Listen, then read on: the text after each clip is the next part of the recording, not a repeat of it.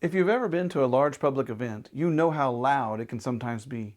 I've been to music concerts, conferences, sporting events, and even church services that got so loud at times I couldn't even hear myself think. Sometimes the chaos of life can seem like a loud commotion of unpleasant noise that distracts us and keeps us from thinking straight and making wise decisions.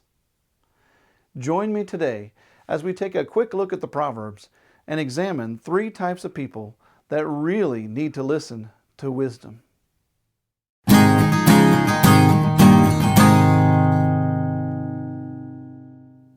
We're in Proverbs chapter 1, verse 20 through 23. It says this, "Out in the open, wisdom calls aloud. She raises her voice in the public square.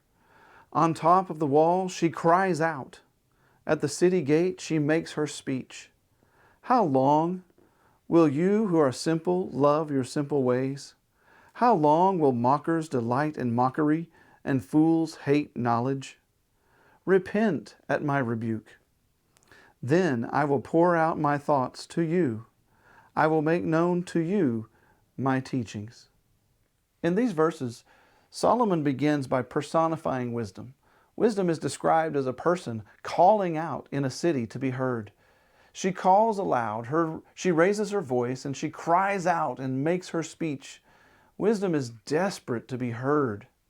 That's what it says in these verses. There are so many things in life that compete for our attention, and it is hard to keep our focus on the things that really matter. Proverbs chapter 4, verse 25 through 27 says, "Let your eyes look straight ahead. Fix your gaze directly before you. Give careful thought to the paths of your feet, and be steadfast in all your ways. Do not turn to the right or the left, but keep your foot from evil." It's hard to hear the voice of wisdom, but we need to listen because wisdom has something to say to everyone. It says in this verse, wisdom is out in the open. It's in the public square. It's on top of the wall. It's at the city gate. These phrases mean that wisdom is presenting herself to everyone in every place. She offers herself to anyone who will give attention to her words. But in order to hear the voice of wisdom, we have to slow down and listen to what she's saying. If we don't slow down and listen to the words of wisdom that God is putting in our path every day, we could end up just like the other three people mentioned in this passage. The three people are the simple, the fools, and the mockers. First of all, the simple person is someone who is a silly person, easily persuaded and enticed. They're gullible and usually unskilled at anything. The Proverbs have a lot to say about the simple, and we will hear a lot about them as we continue to study the Proverbs. But we see in these verses that the simple love their silly and gullible ways. They would rather continue in their ignorance to their own peril, I might add, than to exercise the effort to correct themselves and to grow in wisdom and knowledge. The simple bungle along the road of life, headed straight to their own demise. The next one is the fool. The fool is someone who hates knowledge and learning. They ignore the truth that is right in front of them.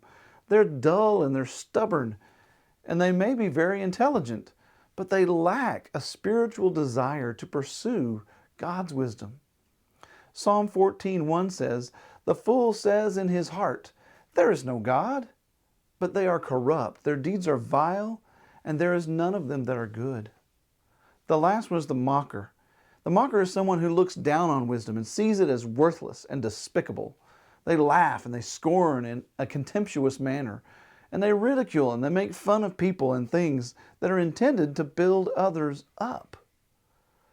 They think they already know everything, and they laugh at the things that are actually really important. The simple, they stare with a blank face. The fool refuses to learn, and the mocker walks around sneering and jeering at wisdom with ill intent. But the wise will repent, and they will gain understanding. You see, the person who listens to the voice of wisdom will repent and turn from their simple, foolish, and scornful ways. And the person who follows the voice of wisdom will learn the ways of wisdom and begin to think and reason in wise ways. And a person who sits in the company of wisdom, hears its teaching, will gain an understanding and prosper because of what they've learned.